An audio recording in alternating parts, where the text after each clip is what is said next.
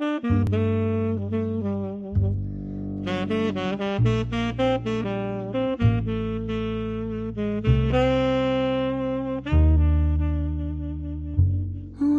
I need something to soothe this pain, to cool the lava you pump through my veins, 'cause I'm burning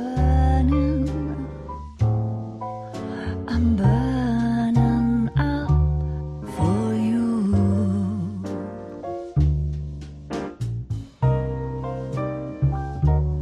And I need something to quench this fire before it becomes a funeral pyre.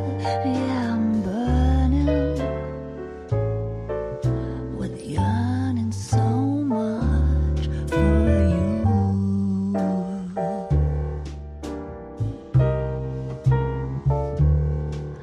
You struck the sparks, you fanned the flames in me,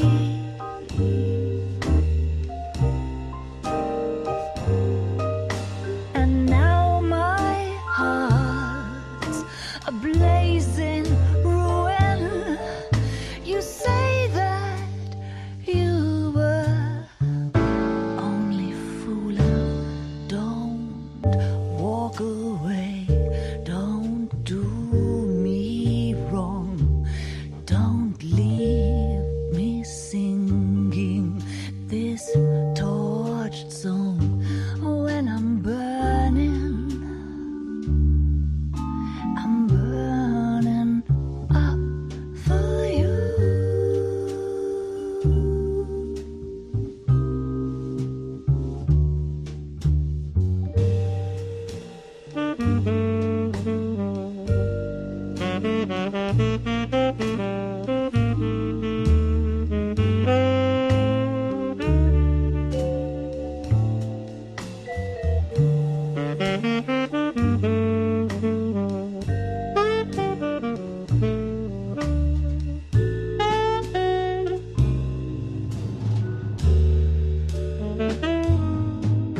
Your love's a drug I have to drop.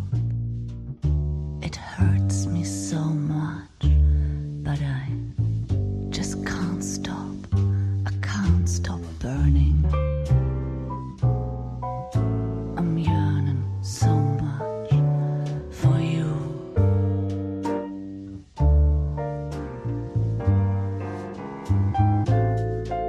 You struck the sparks, you fire the flames in me,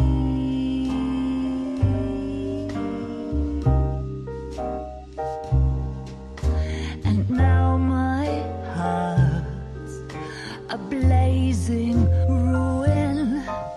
You say that you were only fooling. Don't walk away.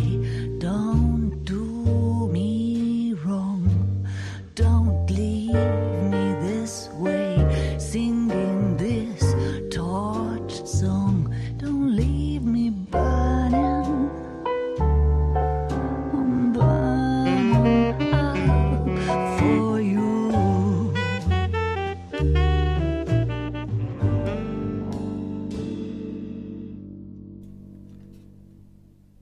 Alrighty, it is just about time to jump into it. I'm ready to go if I can get everything to click correctly. There we go. Okay, as you see, we kind of moved around. I rearranged everything to try to improve the feng shui or whatever they call it. You know, it's cozy. It's cozy. I also was able to mount the other camera I used for the like noir shots. I mounted it quite high up over there. Let me switch to it so you can see. And then you get like this whole perspective of exactly what's going on behind the scenes. Because I'm always wondering what like YouTubers have going on behind the desk or behind or in front of the camera. I don't know why. It's just always interested me. So I figured, why not give that that view? I can enable the chat here too. So yeah, it's a little bit of a spicy setup. As you see in the background, I have an inexplicable image of Martin Luther, the original, the OG. I also have, this is the show I'm currently in on Golden Pond. I actually have a show tonight. We opened last week, but I have a show tonight, tomorrow, and the day after that. We're running for one more weekend after this one. Fingers, there we go. This is Last Days of Judas Iscariot, Bright New Boise, Peter Wendy, and Iliad, and then Triumph of Love over there. And then there's another row above that of all the show posters I've done. Hopefully one day it'll reach to the floor and then start wrapping around. But I thought it was kind of nifty, especially because I didn't intend to do this. It was already mounted to the wall, so I didn't have much of a say in it. I'm just simply too lazy to change it. I am excited, though. I got to figure out the lighting, and I'm also fairly short, it would appear. So maybe I got to tilt this guy down just a tad. Maybe like that. That works. That works for me. But yeah. Yeah, where's clean shaven Cowboy Luke? Well, I have not shaved if I can help it, basically, whenever I get the chance. So I have to shave before I go to the call for tonight's show. So this will be gone. But I figured if I can have a little scruff for the show, I'll keep the scruff for the show. A little bit, I want to touch base as to what I'm doing currently, what I'm playing currently, because I'm always interested in what YouTubers are playing or actually doing, because I think that provides some context. Of course, we have the Battlefront 2 beta that happened this past week. I think a lot of people tried it out. I'm just not big into shooters like that, especially multiplayer shooters. I'm not good at them. Because I'm not good at them, I don't play them long enough to get good at them, so it's this self-fulfilling prophecy and cycle. It's just a mess. But I did try it out, and I had a couple of friends who tried it out, and we talked about it. And I'll get into all of that, but I did try that out. Also, I have been, of course, at these shows where backstage, when I'm in between scenes, I don't need to be sitting there actively, like, in the zone or whatever. So I actually bring my Nintendo Switch, and I've been playing Mario Rabbids and also some Stardew Valley on there, because it's just fun and it's kind of mindless. Zafar Ahmad, I'm sorry, I'm bad at names, said, you said previously that you don't like sci-fi and multiplayer games, so why are you talking about Battlefront 2? Well, because I'm not talking directly about Battlefront 2, we're talking about where the industry is headed, specifically, and whether or not people are getting kind of hysterical about it. So we're going to cover all of that, don't worry. I'm not covering this because I plan to cover Battlefront 2 as a game, because it just doesn't really interest me, but I am interested in the business and industrial implications, so that's why we're going to discuss it today. And that's the thing, is I'd much rather, it's not like I or many other YouTubers enjoy talking about microtransactions. I hate talking about bad things in the industry. I'd rather sit here and talk about The Witcher 3 or about just some incredible game experience I had. I'd rather share stories like that, or analyze games that I feel have not gotten good attention or enough attention. But instead we're here because I think it's important to discuss it. So that's what we're going to do. Arrival, yes, we do have coffee today. Yesterday I went and got coffee. I actually got like a tea thing. It wasn't very good because it's tea. But I went and tried, I went through the line, and at the checkout thing when I paid, the guy was like, "We messed up a drink. Would you like it?" I was like, "Sure, I'll take it. I'll just throw it in my mini fridge and do that. And so yeah, it's a day old, so it's not fantastic, but it's actually not bad either. It's fairly decent. It's like a almond joy. It's got like almond and some coconut. I don't really like coconut, but you know what? It's coffee nonetheless. So there we go. So yeah, we're gonna get into all of this. We're gonna talk about all this, and we're gonna have a good time. And I'm kind of excited to just get it over with so that we can move on to better and more fun topics, which are more uplifting and are not as mind numbing. And that's really one of the issues with talking about these types of things. There's two things YouTubers, especially gaming YouTubers, are doing right now, and that is talking about of course, microtransactions and season passes, that type of thing, or day one DLC, and then also complaining about demonetization. And I understand, as a viewer who watches a lot of YouTubers as well, I know that I get tired of YouTubers talking about that stuff. So why would I go and start doing it? I figure if you want to support Patreon through Patreon, if you want to support a YouTuber, like I want to support a YouTuber, I go and seek out how to support that YouTuber. I don't think groveling and begging for money is the way to do it. And I think, I can say my piece on this. Most things that have been discussed with regards to microtransactions and loot boxes have been said already, but I do believe my particular take has not really been stressed, and I think a lot of people are saying things without really thinking all of them through. So I just ask that you hear me out, and then we can discuss it. I'll take comments. We'll talk about all that, so do not worry. So here we go. I do want to thank, I will be honest, I completely spaced recording my footage from Battlefront 2. I just completely spaced it. Normally I would do it through Shadowplay, quick Alt F9, and then I'd be recording, and then I'd just play, and then when I shut the game off, it automatically stops and saves to my big library of game recordings. But before the beta ended, I completely spaced it and forgot. I just played it, so I didn't have any footage. So I do want to thank Jack Frags for the intro gameplay. Where is it? There we go. And for this gameplay right here. This was a sequence that was sponsored by EA. They gave him early alpha gameplay and let him kind of play with it and all that. So I want to thank him and technically thank EA as well for the gameplay footage, just because I think it's interesting. Plus, I mean, I just want to say thank you. Thank you, Jack Frags. So the big hoopla this week obviously has been microtransactions, whether you're talking about NBA 2K18, which was a big thing. People were upset that it cost like 7,500 credits to go and get a particular, whatever it was, the Michael Jordan slam dunk, or LeBron James moves and haircuts and shoe types and everything. It was insane. All microtransactions.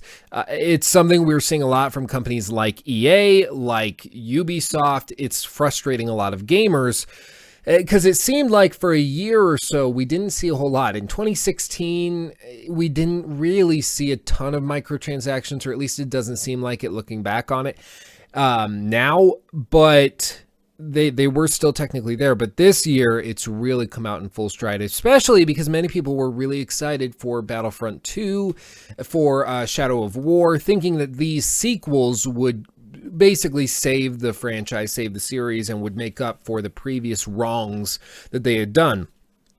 Shadow of War is, of course, a sequel to Shadow of Mordor, which didn't have any microtransactions, no multiplayer stuff. It was straightforward. It was a good game that was a favorite and game of the year for many, many gamers in 2014, I believe it released. And this sequel was supposed to do everything that the earlier game did, but do it even better. And for the most part, it did. But it also was completely tainted to the point where many gamers are completely staying away from the game. They're not buying it. They're not doing anything with it. Because of all of these loot boxes and microtransactions. And obviously now, after the Battlefront 2 beta, there are loot boxes all over the beta, and of course I do want to stress that the game is not finalized yet, so the balancing with the loot boxes, with the drop rates of certain things that we're going to talk about, all of that, it has potential to change, because those are relatively easy to change. You change it from a 0.02 chance of dropping and showing up when you purchase something, it changes into a like point 1 instead of 0.02, and then that changes it, so it could get balanced between now and launch. But I do just want to stress that, because I think that's important to just say this isn't necessarily what the game's going to be like. And this is one of the issues with modern gaming, is that a lot of people tend to get something in their heads and then they can't get out of it and think rationally about it. It's very easy to hop on a bandwagon, whether that bandwagon is pro something or anti something. It's usually easier to be angry about something than it is to be supportive and understanding of a difficult situation. So we're going to go through this. Now, there's two articles I have in front of me. I avoided Polygon's articles like the plague. This one is from VG247.com. It's a fantastic article. They did a great job. And then this very thin update article from PC Gamer as well that we're going to get to in just a moment. But this does a really good job of outlining what exactly is going on with the loot boxes, much better than I could just by going off the dome. So here we go. Basically, the problem that most people are upset about is not that there are loot boxes or items that you can purchase for real money in the multiplayer. That's been true of many games. Look at Overwatch. Overwatch has loot boxes that you can get. They really popularized the modern loot box, but they were purely cosmetic options. So when you're playing through a game in Overwatch, if you take a month or two off and then you come back and start playing again, you know that you still stand the same chance of progression as everyone else, because the only things and rewards that they might have gotten were cosmetic, and all the matchmaking will balance out the rest. So it's this... It wasn't that there were microtransactions. People expected them to some extent. You're talking about a massive game in Battlefront 2 with a very expensive license behind it. Like any license owned by Disney, you can basically guarantee that they are paying a good 25% minimum of every sale to Disney for the rights. And I'm not super familiar with the rights, but effectively that might have been how it worked out, whether it's an individual royalty per game or per item sold, or if it was an initial down payment of like $300 million or whatever for 10 years with the series, whatever it was. It's hard to tell, but trust me, Disney is known for having insane royalties on their products. They do not mess around when it comes to royalties or with their IPs, intellectual properties. So it's important to understand this was a very expensive game, so nobody really expected the game to just be $60 and then there's no microtransactions at all in the multiplayer or anything else. If it were in the single player, which it might be, we don't know yet. If it were, it would be upsetting, but people expected it in the multiplayer, and so that's not an issue. The problem is that in Battlefront 2, in the beta, it became incredibly clear that you could pay real-world money for objectively clear and legitimate gameplay enhancements, meaning that if you are playing the game as a normal individual does, you're going through the same old of paying the correct, or not paying anything, but, you know, going through, doing matches, upgrading your characters, you know, getting whatever random drops there are based on how well you perform. You're going to have a good time, but you're going to level up at a very slow rate. If somebody else goes and starts the game at the same time, but has $100 extra to put down on loot boxes, they will progress way above you very, very quickly. And that's what's upsetting people, is that the game all of a sudden is just flat out pay to win. You can pay to get new and improved skills and abilities and weapons and armors and whatever, with real money, and you don't need to bother with much of the grind that they've instilled elsewhere in the game, and that's one of the issues. Now, this was also a good point.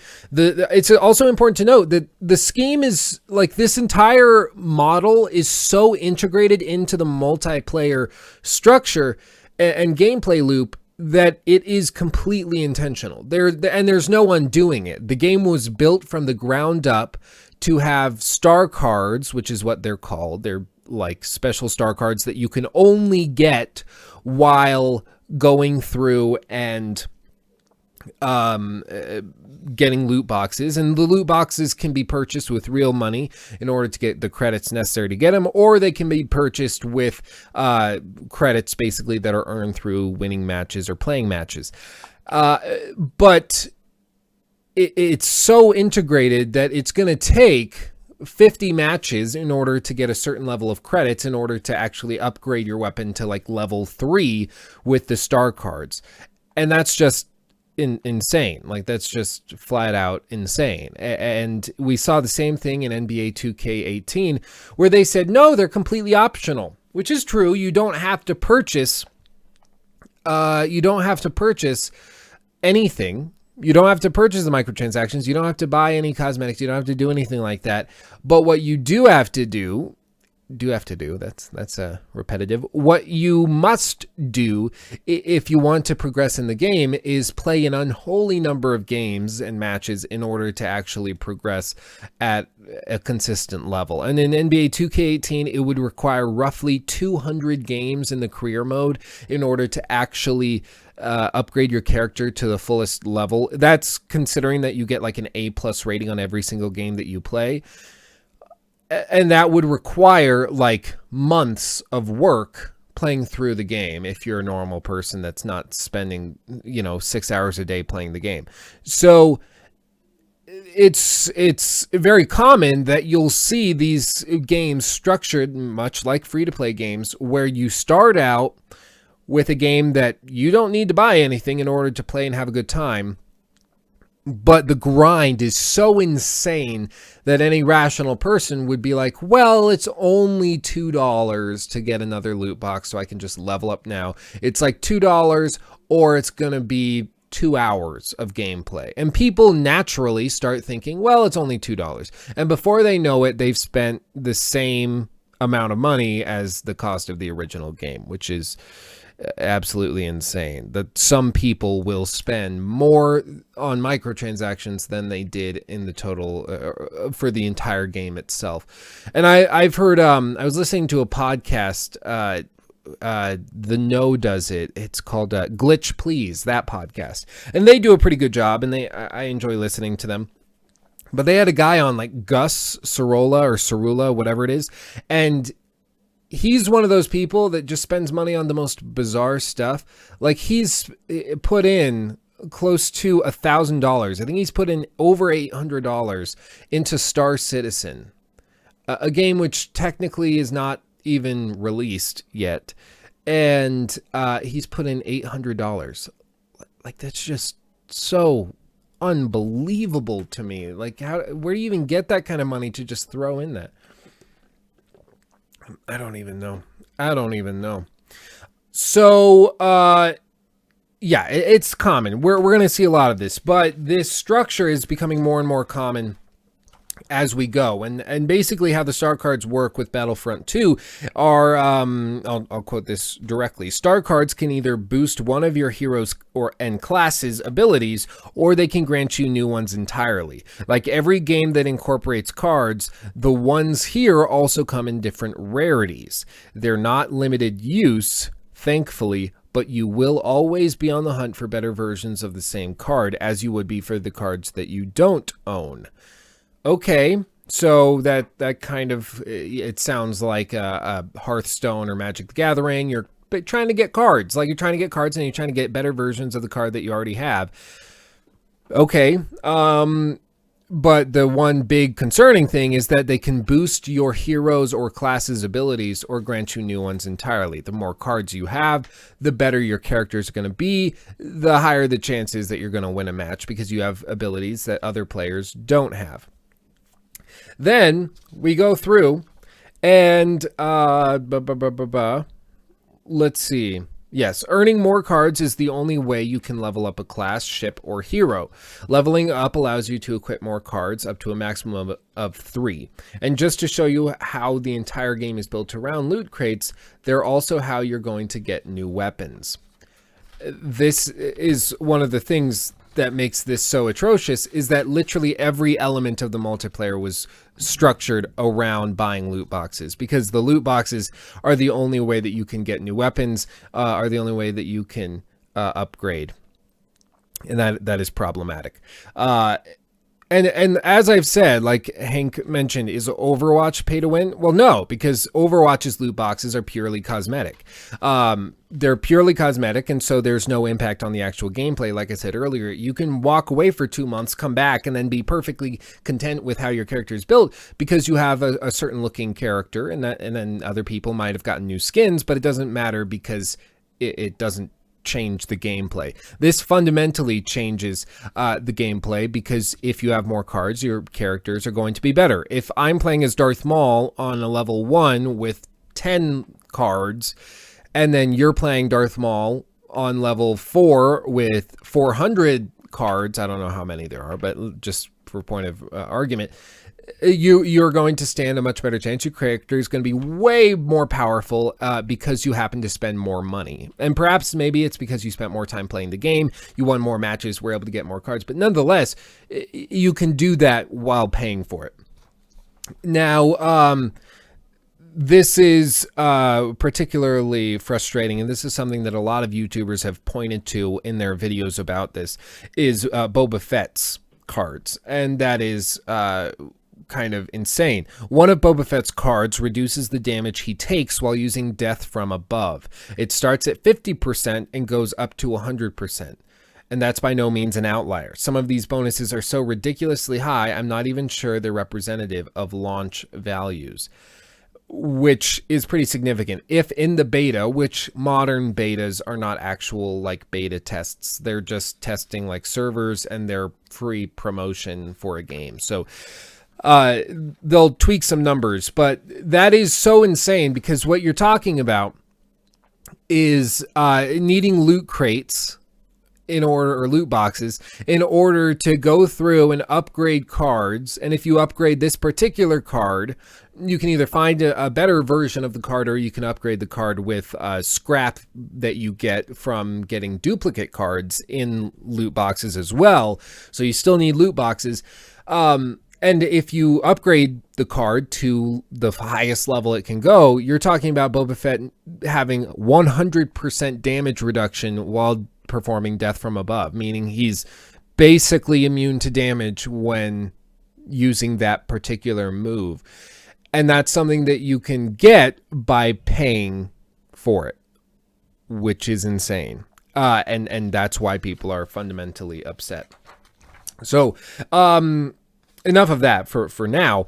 DICE actually addressed this, and rightly so. Many people were freaking out about it, and they felt the need to answer it. So what they said was, they posted this little thing, and they were all answered in bullet points. And so I'm going to read directly what those bullet points were, because to try to surmise it would be kind of a waste of time, because they're already in bullet points. So the first thing DICE said: there are many things you can earn in the game, including weapons, attachments, credits and star cards, emotes, outfits, and victory poses.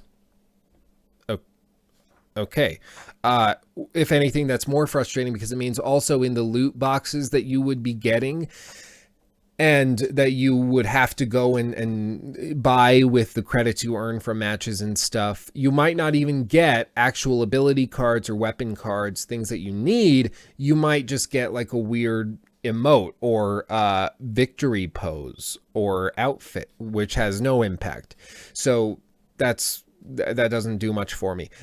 They say, as a balance goal, we're working towards having the most powerful items in the game only earnable via in-game achievements. Okay. that's very, very vague, because again, you're talking about in-game achievements. What does that even mean? Does that mean you have to have completed 500 matches in order to be able to equip level 5 weapons? Is that what we're saying? And if that's what we're saying, okay, that's interesting. At least then you have to play the game in order to progress. But it's also not clear if it's just like perform 3 headshots. So that's not super clear. Crates will include a mix of star cards, outfits, emotes, or victory poses. They basically already said that. Players earn crates by completing challenges and other gameplay milestones, or by purchasing them with in-game credits or crystals, our premium currency. Crystals, which makes it sound like a stripper, which makes it okay. If you get duplicate star cards in a crate, you will get crafting parts, which you can use then to upgrade the star card of your choice. As I said earlier, in order to upgrade a star card, you need these scrap or crafting parts, but those are only found when duplicates are found. And that's very, very rare to begin with, especially early on in the game. So that doesn't do a whole lot. And lastly, you have to earn the right to be able to upgrade star cards and unlock most weapons. You can only upgrade or unlock them if you reach a high enough rank, which is determined by playing the game. Which is good. I will admit that is good. If they are capping certain cards, and this was apparently not in the beta, if you can cap certain cards by or behind level requirements, then that at least requires you to play the game. And it means that when you're going through and playing the game, after taking a sabbatical, you are not likely to run into characters or other players that have abilities way higher than yours if you're matched up with people of a similar ranking and level, which is good. I think that's a good adjustment, but nonetheless, it doesn't change the fact that this game was structured and built from the ground up to be a play-to-win scheme with loot boxes galore. And it's so bizarre because it was built from the beginning. There's no undoing it. There's no patch that's going to fix this. That's just what it is. Lisa says, just think if people went through and bought some of those loot boxes, and then because of the loot box outcry, it was taken away, their money was basically a waste. That's what happened in the past. Well, there's just no easy solution. And here's the thing. A lot of people are frustrated about this, and they pretend like, who's buying these things? Who would honestly spend money on these loot boxes in order to progress? And like, because these companies wouldn't do this if they weren't profitable, if it wouldn't make them money. But obviously they work because they're doing it. And if they didn't work, they wouldn't be doing it. It would be a waste of developers' time and money in order to develop these systems and craft the game around this thing if it was costing them sales of the game, if it actually had an impact. And ultimately what it tells me, at least, is either it's not like there isn't a real, I guess, boycott that's going on where not enough players to any significant degree are avoiding the game as a result of these practices, or players are condemning them in public, and then when they actually go to play the game, they're still paying for them and still buying them. I've heard many YouTubers I've watched and listened to who say basically, oh, loot boxes are terrible, they are anti-consumer, blah, blah, blah. And then they go out into games like Overwatch or Hearthstone, whatever they're playing, and will spend hundreds of dollars on those games in order to improve their chances of winning or whatever. And ultimately, somebody's got to just take a stand and be like, you know what? No, I wish I would have liked to play this, but you know what? I can't allow this. It's just not something I can give my money to. And that's where I'm at with Shadow of War. I think the game would honestly be very, very fun. I've seen the gameplay. I've talked to people who have finished the game at this point, and they've said that it's really fun. It's legitimately a good game. It's just near the end of the game, the grind is so insane that getting the loot boxes is almost mandatory if you want to see the final or actual ending and final chapter. And that's just something I don't want to support. So I'm just not going to buy the game to begin with. I'm not going to buy it and then only play the first bit. You got to be able to actually stand for something at some point, and I would urge you guys to do the same. If you disagree with the loot boxes, do not participate in it. I mean, eventually enough people will stop where it'll have an impact on the sales, and they'll go, you know what? We're actually going to make more money if we take this out and pretend to be pro-consumer. So let's just stop it for now and go back to what we were doing. So it's weird. It is weird. Again, thank you, Jack Frags, for the gameplay. I'll loop it because I'm still blabbering. So yeah, I don't know. So people just have to actually stand up for what they think. And if you're not, and if you still go out and buy these games, you can't be surprised when things go this way, because we're letting them, and these companies are only doing it because we're letting them ultimately. Now, just to discuss, I think we will talk about Assassin's Creed Origins in just a bit. Don't worry. I've seen some comments asking for that. I think that's going to be our uplifting bit at the end, because I have some good news about it. And but to finish this out, I think it's important to also stress why this is happening. Is this purely greed on the part of the developers and publishers? Is EA purely greedy? They don't actually need more money. They're doing this simply because they can.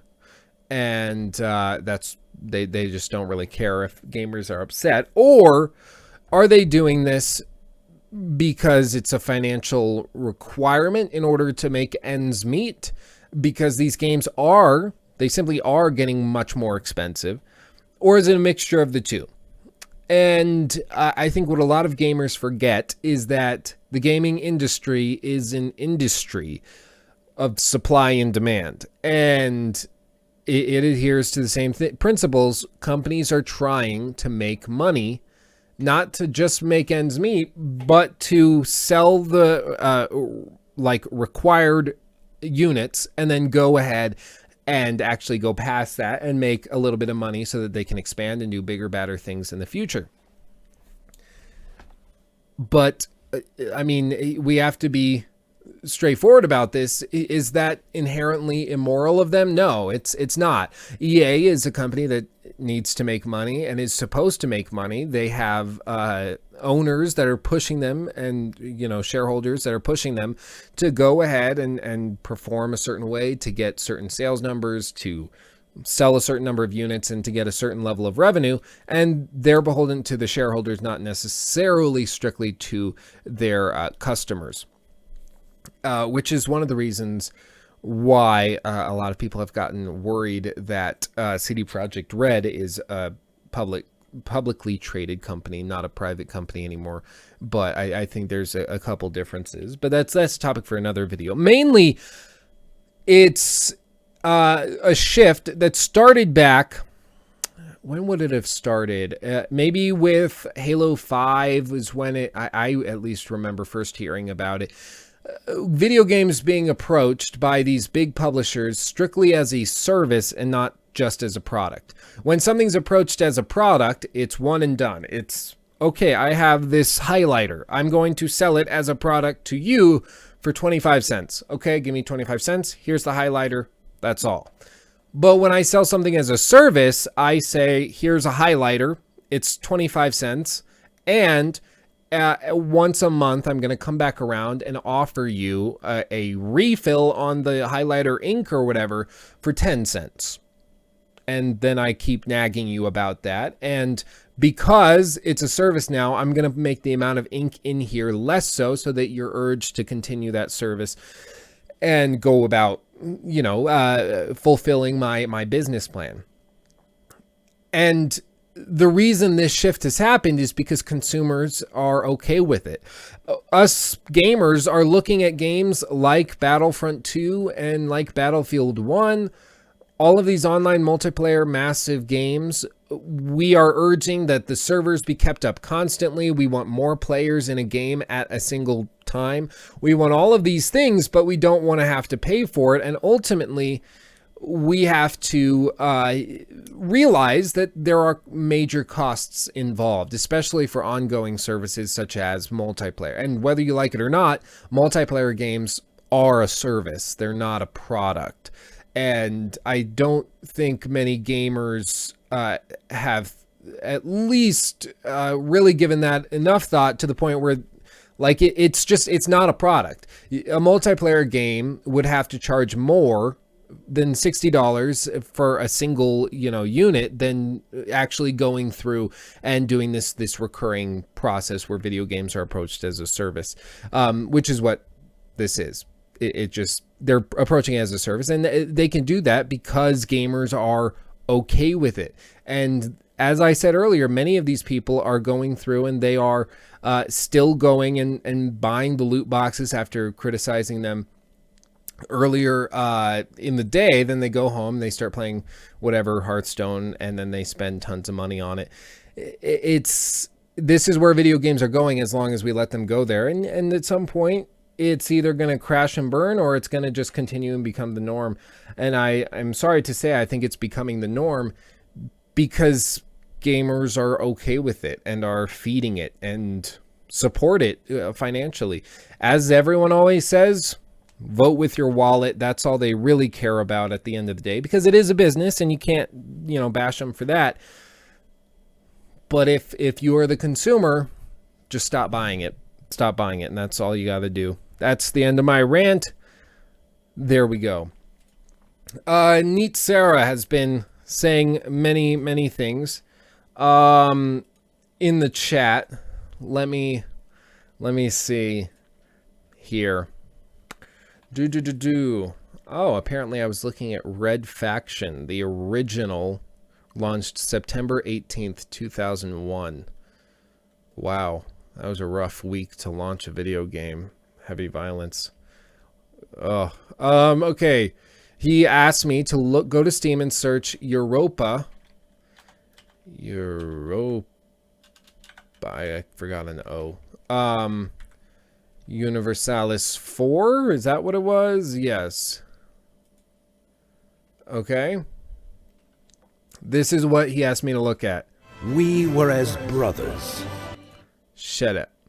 Okay, so buy Europa Universalis for $40. Okay. The Extreme Edition is $45. Okay, you get some unit packs. Oh my.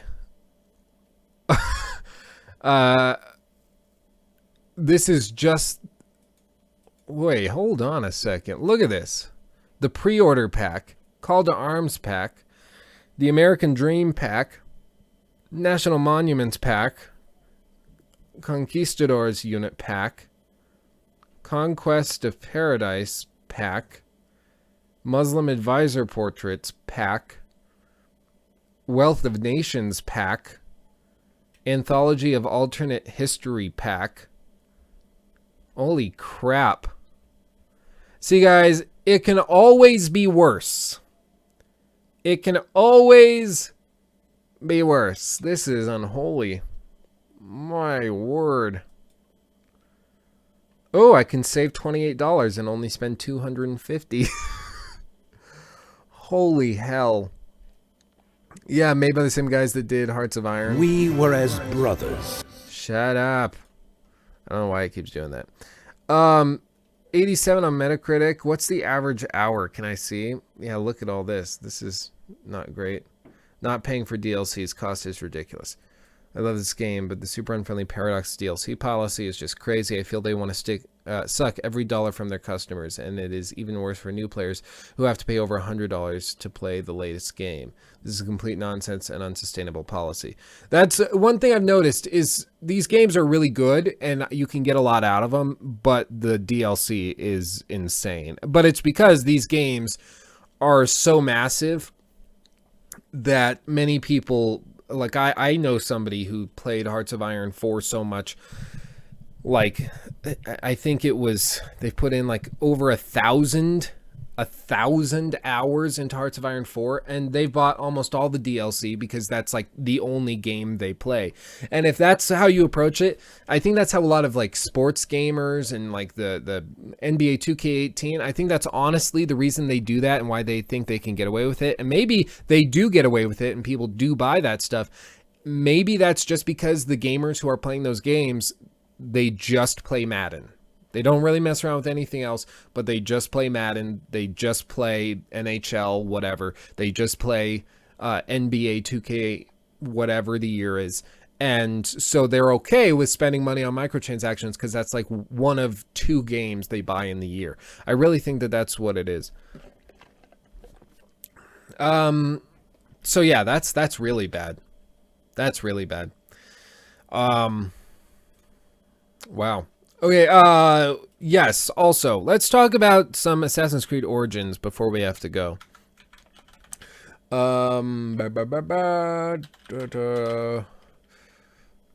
It was GameStop. They had that ad. Do they still have the ad up? I'm not sure if they do. Well, let me put this here. We'll get this loaded up so we can look at it. Come on. I want to see the actual ad. This is just an article talking about the ad. Origins pre-order GameStop. Ad. PC Mag. Is this? Yes. Okay. So this is what people were talking about. This is what they were upset about. Sorry it took me a minute. I didn't have this ready for some reason. So essentially there was this ad that was put out by GameStop very proudly, and it was surprising that they were so cavalier about it. They just openly were like, sorry, the bonus mission is blocked unless you pre-order Assassin's Creed Origins. And that's true. Like the mission, like the whatever pyramid mission, you can buy it without pre-ordering, but it's like $5. It is blocked if you don't pre-order the game. But this is so just, it's kind of shocking. Like I'm not even sure really how to respond, because it's just like, what? Like, this is what we make fun of. It's like they're making fun of themselves, but like they use the word bonus mission. The bonus mission is blocked because, you know, when you say bonus, it makes it sound like it's something extra, as opposed to a game or a mission that was developed in and for the game and then cut out as a pre-order bonus. I mean, I'm excited for the game, but I agree pre-order bonuses are garbage and shouldn't be a thing. I just don't like it at all. Maybe give me $5 credit towards the season pass, make the season pass cheaper if I pre-order. At least do something like that, so the DLC that you develop after the game's launch is cheaper and more accessible. Maybe that's how you fix it, but that introduces a whole nother host of problems. I just don't like the idea of content being cut out of a game and set aside as a bonus or as an extra mission, when really it's just part of the game that you get access to if you happen to pre-order it. But yeah, they were so blatant about it. They actually like advertised it openly. And I'm just like, I honestly am not really sure what to even say about it. Who thought this was a good idea? Like, who thought this was a good idea? Somebody went to their boss and said, I have an idea for an ad. And we'll put it on all sorts of gaming websites. And this will totally get people to pre-order the game. This is what's keeping... They just don't realize the bonus mission is blocked. They think they're getting it without pre-ordering. But we're going to show them, no, you dumbass, that's not how it works. The gamers are going to freak out on you. And you're going to burn. Or going to get burned. Not going to burn. That didn't sound right. But okay. Yeah, no, that was insane. One thing I do want to offer as encouragement after this kind of depressing podcast and show is I actually got in a conversation with somebody who works with I don't know if she would be offended that I say the company she works for, but she works for a big gaming journal, like online journal for gaming, if that makes sense. So an online gaming journalist is her position. And she's gotten early access to Assassin's Creed Origins, and she said she was allowed to play like just under 10 hours of it in preparation to get gameplay for this company she works for, so they could use it in their videos and in their articles. And so she was the one tasked with playing the game for 10 hours. And of course, it's like one of the demo builds, so it's not a just here's a copy of the game, go play it. But she was given a huge section of the map to play with for 10 hours, essentially. And she said, even though her version of Bayek started at a base level of like I think in the 20s, I believe it was, she was able to upgrade him and tweak the way he performed and his specific loadout of gear and weapons and shields and armor and all of this.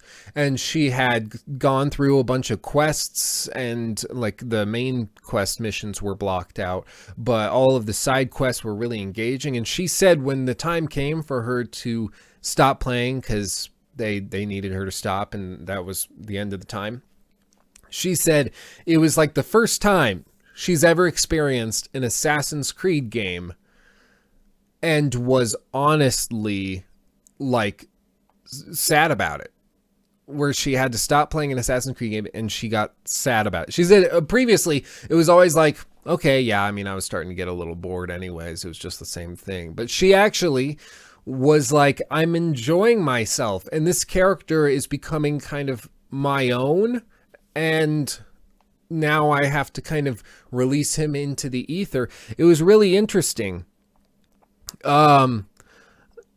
So yeah, I mean, I've heard many things like that this game is, as I've said, it's make or break. It's going to be, either an Assassin's Creed that changes everything and people are like giving it game of the year and it's revolutionary. It takes 200 hours to complete all of the side quests and everything. Or it's going to be just a new coat of paint on the same old, same old. It's going to take like 20 hours to actually start to get sick of it. And all of that. Lenky Doza, you said to others not to buy games that have loot crates if you don't support it. So, are you not buying Assassin's Creed anymore? Well, this is one of the things I've been confused about. I heard initially that Assassin's Creed had loot crates and loot boxes. I saw Geralt's comment. That distracted me. So I lost my train of thought. Oh yes, I heard that Assassin's Creed Origins will have loot boxes, and it was based on the whatever they called them, like Baka boxes or whatever that you get from a particular merchant. But what I heard from the interview with Ishraf Ismail was that is a merchant you can go to in the game that you can only spend in-game currency on, and it's designed for players that have basically taken advantage of the economy system to the point where they have just tons of money and don't know what to do with it. So they can go to that merchant and basically buy in-game these crates that will give them random stuff in order to build up a cool repertoire of items without having to do all of that. Baka boxes. Baka, it just sounds weird. So it's tough to say exactly. I'm not sure. Once reviews come out, with how much of a touchy subject loot boxes are right now, I guarantee you once reviews come out, reviewers will be saying like, yes, there are microtransactions built into the single player, blah, blah, blah. And if that's the case, then yeah, we have a problem.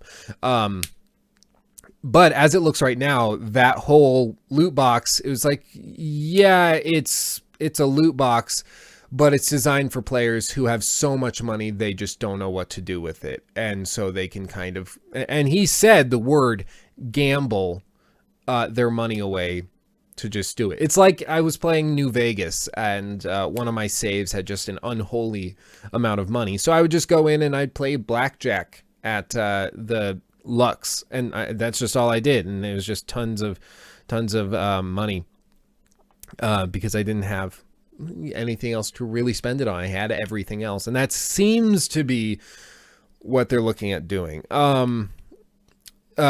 Lanky says, now that is interesting. Do you think you'll be able to use real money in the future if that's true? Well, I don't know. The precedent is there. Assassin's Creed Unity and Assassin's Creed Syndicate, that both of those games had microtransactions in them where you could buy with real world money in the single player credits to then use on certain items and bypass the system. And that's another thing. Why is everyone saying and pretending like speeding up the actual progression process of your game is a good thing? It's like Shadow of War. The guy that headed up and was the like lead game developer behind Shadow of War said that, well, no, the loot boxes and stuff, all of that's there specifically to actually speed up the process if you don't want to go through the same grind that everyone else is going through. Well, if it's a bad thing, then why is it there?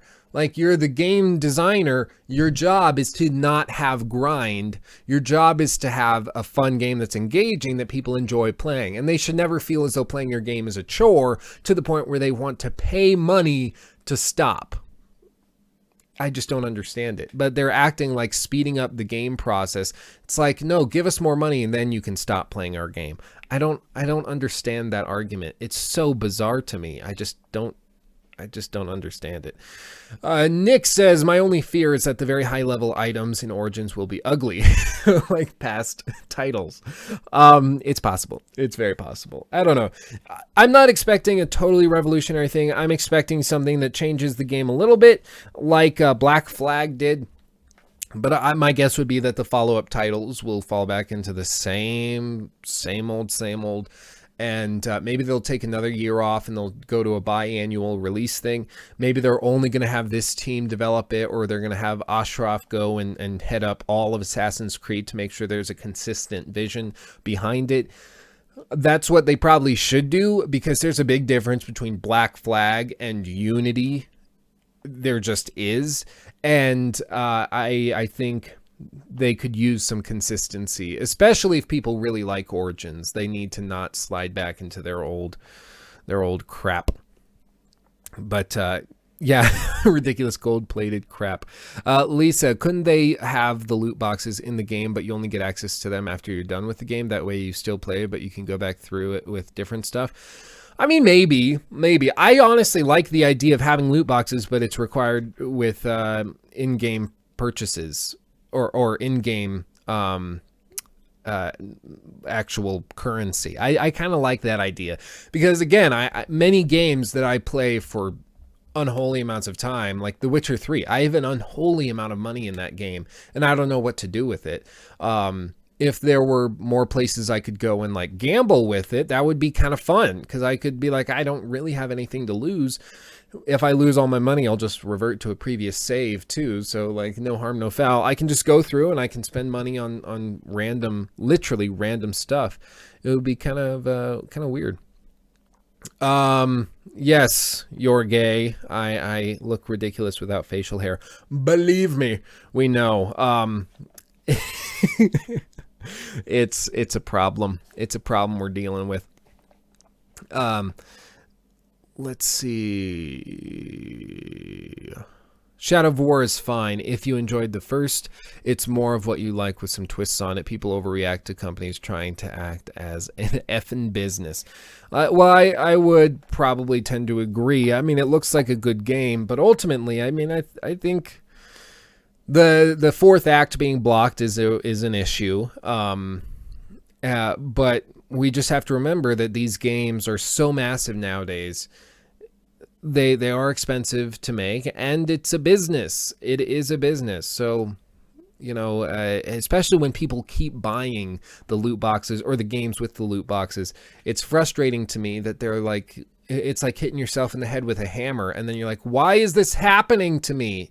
Well, you're kind of doing it to yourself ultimately. And if you're doing it to yourself, just stop like complaining about it. And like Geralt said, increase the price. Well, like that is a potential solution.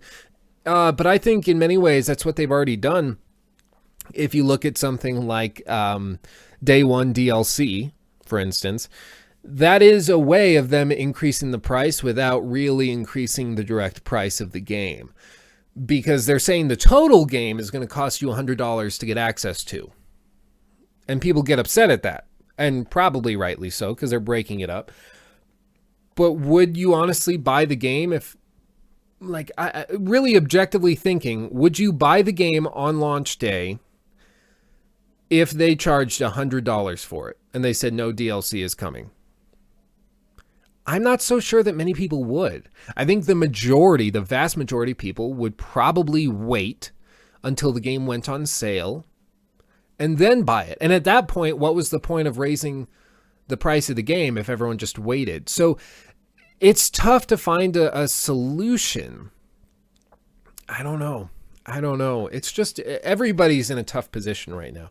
Also, do you like my shirt? If you can see it, it's breaking nice. They're like planting flowers and they're they're hugging kittens. I find it funny. But okay, let's quickly get to the final flush. If you're not familiar with what this is, essentially what we do is we go through and you guys will have about 90 seconds to go through and put something funny in the chat. I prefer something, like little jokes, little puns, things like that. Doesn't have to be incredibly vulgar, but those usually slip through. And yeah, you have the option. You put that in, and then I get about 90 seconds to 2 minutes to read through them. If I crack up, you win, and if I don't crack up, then I win. I forget who won last week. Who won last week, guys? I don't know. I'm going to turn off the chat also so I can't see it before it happens. So go ahead. I have the timer running. I'm going to give you some time. And I got to think, what are we going to celebrate with after? Because after the final flush, we always have like a little celebratory thing. Usually it's comprised of Hillary Clinton or Alex Jones memes. I'm not sure what it should be this week. I don't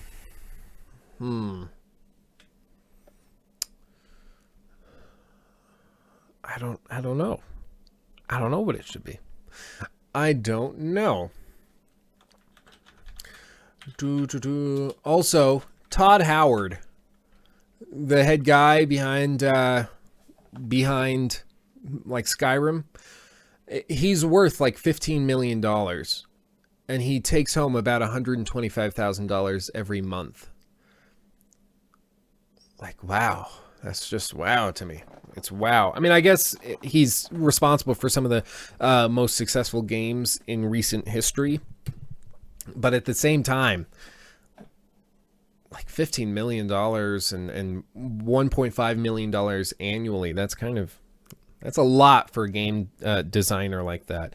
But good on him. I mean, he's got the money. I guess that's a good thing. So props to him. Okay. I know that was super random. I'm sorry. Okay. So we're about a minute and a half. I'm going to go ahead and start reading through them. Let me switch to the final flush view so you can see what I see. Can you see what I see? No, you can't. So, poo, it did it again. Okay, okay. Yeah, this is about where we stopped. Some of these comments, because there is a slight delay, some of these comments won't be totally tied up with it. So once we get to the first kind of goofy, then we'll start it. But just to go back through these comments so we don't miss them. Geralt says, I don't give an F. Games are expensive. Increase the price, bitches. I'd rather be straightforward than they try to sneak their hand into my pocket for my wallet. I could appreciate that. I mean, really, I think a lot of this is about honesty. I think most of the reason people are upset about things like loot boxes and all that are because they feel as though they're being taken advantage of. They aren't being respected as a consumer. And if they were straight up and straightforward with it, I think it could be different. It potentially could be, but I honestly do believe, I think a lot of people would not buy the game at launch, and I think they've most definitely done internal studies and research about it and determined that it wouldn't be profitable. But anyway, so let's see. You're Gay AC Origins Gold Edition, bitches. Okay, we'll start. Okay, prepare for the wave of FG. I think I missed something. I stopped playing SOW because, or Shadow of War because of orc slavery is a real article. No way. Is that a Polygon article? No way. Send me that. Send me the link to that. That's insane. That's kind of hilarious. Froge, Edge, FG, FG. That's a thing now. I would definitely prefer that over the current state. FG, deathcore is like toast. Either it's burnt or it's properly made. There is not in between. Cough. Link at Liam in the Discord. Do you think Todd Howard likes it in the wallet or, I mean, as... Did you hear that about the blind man that walked into the bar and the chair and the table? I can't multitask on my phone, Gerald.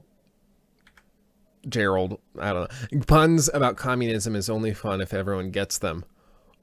Okay, that's good. I'll give you that. I've never heard that. I really like that. Rangman's our winner. Puns about communism are only funny if everyone gets them. That's really funny. I like that. What were some of the others? I told my girlfriend she's drawing her eyebrows on too high. She looked surprised. That's good. The average college attendee's body is clearly ready for partying, going to classes on time, and handing in projects. Paradox releasing gameplay updates for free. Can you imagine? So who's sucking who? What are you on, Liam? A flip phone? Hitler puns are absolutely absurd, and frankly, I won't stand for that. And frankly, good sir, bruh, I just took a mad dump, like a massive, excessively huge double-sided dildo, gently but aggressively, moistly slipping out. Holy crap.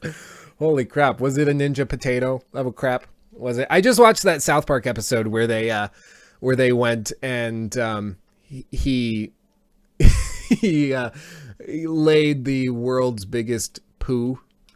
And it was like this big thing. It was great. Motherboard Vice. This will be the hilarious thing that we finish today's episode with. Let's just appreciate this. That there is somebody out there that actually said this. This came from a real person. An actual human said this. Orc slavery made me quit Middle-earth Shadow of War. When is my rest? He begged. I pulled him close to me, dominated his weakened mind, put him in my orc stable, and immediately shut down the game. Oh my gosh. It's amazing. It's amazing. Middle-earth Shadow of War is terrible. Horza the Dead taught me that. I love him, and I hope I have the strength to let him go, to let him get some well-earned rest. Developer Monolith Productions' newest game is set in the Lord of the Rings universe. Players take control of Talion, blah, blah, blah, blah. Okay, but enslaving the army of orcs to hunt your enemies down is the real draw. These orcs aren't your typical video game NPC cannon fodder. They have backstories, passions, and conflicts among themselves. They're so well rendered that I've become deeply uncomfortable playing the game. The heroes treat them terribly. The Wraith and Ranger abuse and slaughter orcs and dominate their feeble minds. There are consequences to your actions.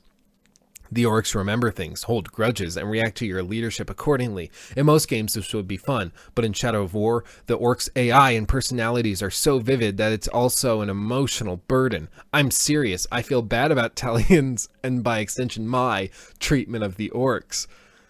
He quit the game because he felt bad about enslaving and killing orcs.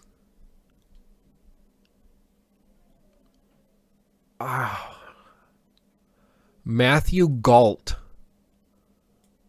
A dangerously insane human being. Yeah, maybe they treat them horribly because it's a war. Oh my gosh. I'm at a loss for words. That's shocking.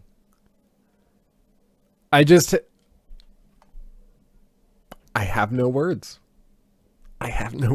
That's great. I kind of want to frame this. He should get the Darwin Video Game Award. Wow. Will they just be toys and tool for our amusement? Science fiction has been warning us for years that our treatment of robots and artificial intelligence can and will backfire on us. I think about that every time an orc I've wounded or humiliated crests on a hill, stares me down, and threatens my life. Is he worried about a robot uprising and that's why he's not playing the video game? Is that really what he's saying? This has to be satire. This has to be satire. Is this a satirical site? No, it looks like an actual thing. Like, a real person said that. I'm shocked. I don't know how to react to that. I will be honest. I have no words to respond to that. The problem with it is it's so hypocritical. He should check what they do with animals in animal farms. Yeah, like he should... He should kind of grow up. That's real bad. Yeah, if you pay $6.99, you can get rid of orc slavery. When is your Fractured Butthole review due? Well, the game has to launch. I don't get review codes, so I don't have any early access to anything. So I'll be getting it the same time everyone else does. And then I want to play it, take my time, and really enjoy it. It's apparently way bigger than the first game, so and I probably want to play through it once or twice. You know, if I find that there's some game-breaking something or other in the game, like in the first, I want to take my time to make sure it's repeatable and everything. So I'm not going to rush it out. Maybe, I don't know. Plus, the, you know, AC Origins launches right after it. So there's going to be a lot of games to be played. I don't know. But I'll work on it. It won't be out immediately. There's going to be a week or two in between, but yeah. Orc Lives Matter shirt. Yes, we need that. Orc Lives Matter. I think that would probably, people would think that you're being racist or something, calling, like that you're calling black people orcs. That's probably how most people would interpret it, but we'd get it. And it would be really funny for us because Matthew Galt was adult and was very stupid. I don't know. Anyway, that's about all I have to say for this week. I'm going to try to find something else to put back here, maybe actual gaming themed stuff, just because right now it's very, very kind of crammed, and it's intimate, but it's very crammed. Also, if you can name the character on screen, you will get brownie points also. That's something you get. But that's about all I have for today. Thank you for watching. I love you all, and I'll see you in the next video. Bye bye bye bye bye bye bye.